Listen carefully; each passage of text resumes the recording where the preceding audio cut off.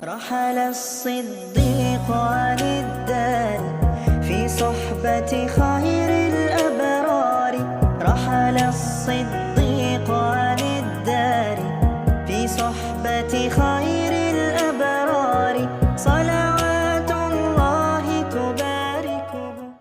Baik, Bismillahirrahmanirrahim. Rabbi israh li sadri wa yassir li amri wahlul 'uqdatam min lisani yafqahu qawli. Assalamualaikum warahmatullahi wabarakatuh. Innal hamdalillah nahmaduhu wa nasta'inuhu wa nastaghfiruh wa na'udzu billahi min syururi anfusina wa min sayyiati a'malina may yahdihillahu fala mudilla lahu wa may yudlil fala hadiya lahu. Asyhadu an la ilaha illallah wahdahu la syarika lahu wa asyhadu anna Muhammadan abduhu wa rasuluh. Allahumma salli ala sayyidina Muhammad wa ala ali sayyidina Muhammad. Baik, pertama-tama marilah kita senantiasa memanjatkan rasa syukur kita di hadapan Allah Subhanahu wa taala, yang dimana Allah Subhanahu wa taala masih memberikan kita begitu banyak kenikmatan, baik nikmat kesehatan, kesempatan, nikmat kekuatan. Dan terlebih pula kita kirimkan salam dan selawat kepada baginda Nabi Allah Nabi Muhammad sallallahu alaihi wasallam. Nah, sebelum itu perkenalkan, nama saya Abdul Aziz dengan NIM 232020 3886 208114. Nah, di sini saya akan memaparkan suatu materi yang dimana materi ini mencakup tentang akidah dan akhlak, yang dimana saya akan memaparkan sebuah desain pembelajaran, yang dimana desain pembelajaran ini mencakup tentang akidah dan akhlak dalam suatu pendidikan, baik itu madrasah, pondok pesantren maupun sekolah. Nah, sebelum kita melanjut ke dalam suatu materinya, adapun yang menjadi pokok permasalahan atau pokok yang akan dibahas ini tentang mengenai akidah dan akhlak, yang dimana akan dipraktekkan ke dalam suatu pendidikan, baik itu madrasah, pesantren dan maupun sekolah umum, yang dimana kita beralih dulu kepada definisi atau konsep dari akidah dalam pembelajaran dan akhlak dalam pembelajaran, yang dimana teman-teman sekalian, akidah dalam pendidikan adalah salah satu ajaran, yang dimana ajaran ini akan membahas tentang bagaimana cara kita beriman kepada Allah Subhanahu wa taala, iman kepada malaikat-malaikat Allah, iman kepada kitab-kitab Allah, iman kepada nabi dan rasul, iman kepada hari kiamat, dan iman kepada takdir baik Allah Subhanahu wa taala maupun takdir buruk Allah Subhanahu wa taala, atau biasa kita sebut dengan qada dan qadar. Nah, sedangkan kita beralih kepada konsep akhlak, yang dimana akhlak ini apabila kita campukan ke dalam suatu desain pembelajaran di madrasah, pondok pesantren maupun sekolah umum, yang dimana akhlak ini salah satu menjabarkan suatu praktek yang dimana meyakinkan kepada seseorang, meyakinkan kepada peserta didik yang diajarkan untuk membentuk karakter mahasiswa, karakter peserta didik menjadi lebih baik, yang di mana memastikan kepada peserta didik ini menanamkan nilai-nilai perbuatan baik, nilai-nilai rendah hati, nilai-nilai kejujuran dan lain sebagainya. Baik teman-teman sekalian, apabila kita tadi mempelajari tentang konsep dari akidah dan akhlak itu sendiri, maka tentunya kita beralih kepada tujuan dari desain pembelajaran ini, yang dimana apabila kita campurkan ke dalam suatu pendidikan, baik itu madrasah, sekolah maupun pondok pesantren, yang dimana tentunya mengacu kepada kurikulum itu sendiri, yang dimana kurikulum akidah dan akhlak apabila dikaitkan dengan mata pelajaran, baik itu di dalam madrasah, sekolah maupun pondok pesantren, tentunya menjadi bagian integral dalam kurikulum itu sendiri teman-teman sekalian, yang dimana kurikulum akan dirancang khusus memastikan bahwa konsep akidah dan akhlak ini secara sistematis bertahap, mulai dari awal hingga ke dalam sistem berkelanjutan.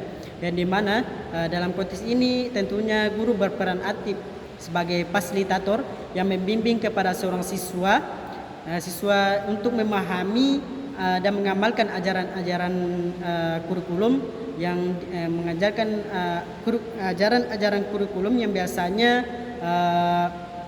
tentunya tidak lepas dari sumber-sumber belajar pendidikan agama Islam, yang dimana mencakup seperti Al-Quran dan Sunnah, hadis-hadis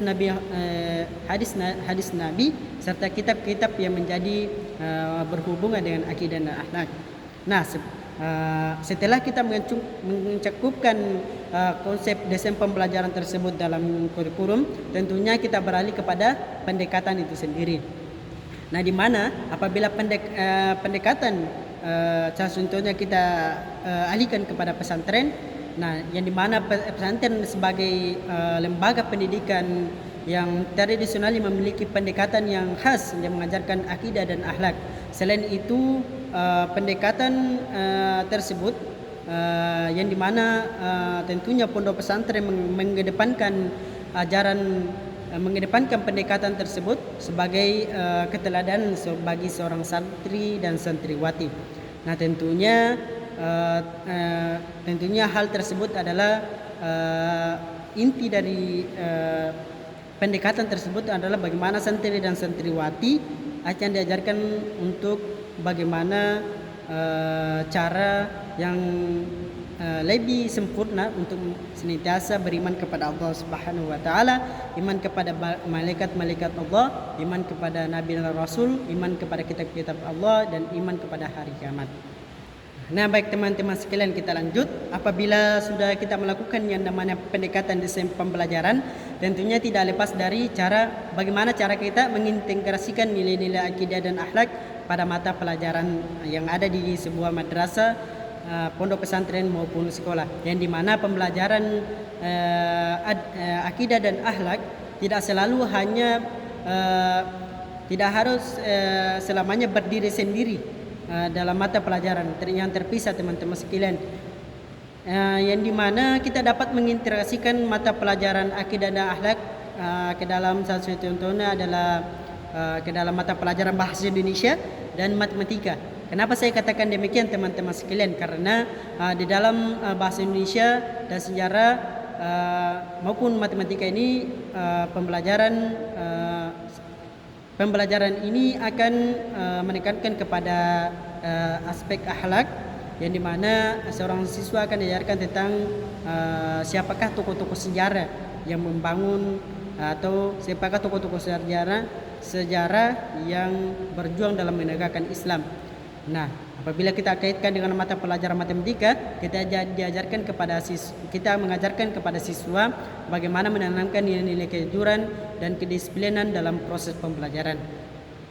Nah, setelah kita mengintegrasikan pembelajaran tersebut, kita beralih kepada evaluasi pembelajaran tersebut, yang dimana evaluasi pembelajaran akidah dan akhlak harus dilakukan secara holistik, yang dimana mencakup tentang aspek kognitif, afektif, dan psikomotorik tentunya, yang dimana aspek kognitif ini berkaitan dengan pemahaman konsep, afektif dengan sikap-sikap dan perilaku seorang siswa, serta psikomotorik dengan aplikasi nyata dalam kehidupan sehari-hari siswa. Nah, itulah kunci dari evaluasi, teman-teman sekalian, yang menjadi bagaimana membentuk karakter siswa menjadi karakter yang lebih baik dan lebih bertanggung jawab ke depannya.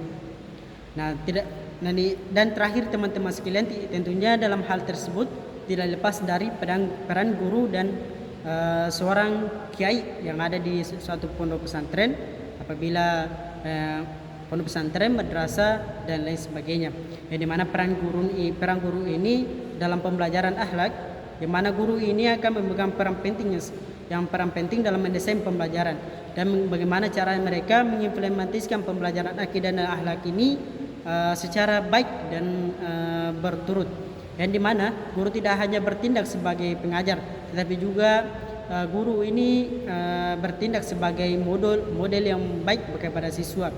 Nah, keteladanan guru akan dilihat oleh siswa, yang dimana apabila seorang guru ini menyampaikan materi tentang akidah dan akhlak dan mempraktikkan dalam kehidupan sehari-hari mereka, tentunya mereka akan dilihat oleh siswa dan siswa itu akan mengikut kepada seorang guru ini. Mengikut kepada seorang guru ini untuk bagaimana cara untuk menyerupai guru mereka. Nah, itu yang menjadi salah satu peran guru dalam pembelajaran, karena guru sebagai fasilitator, guru sebagai orang tua kedua seorang siswa di dalam sebuah pendidikan. Nah, itulah paparan dari saya mengenai desain pembelajaran pendidikan apabila kita kaitkan dengan akidah dan akhlak dalam sekolah, madrasah maupun pondok pesantren.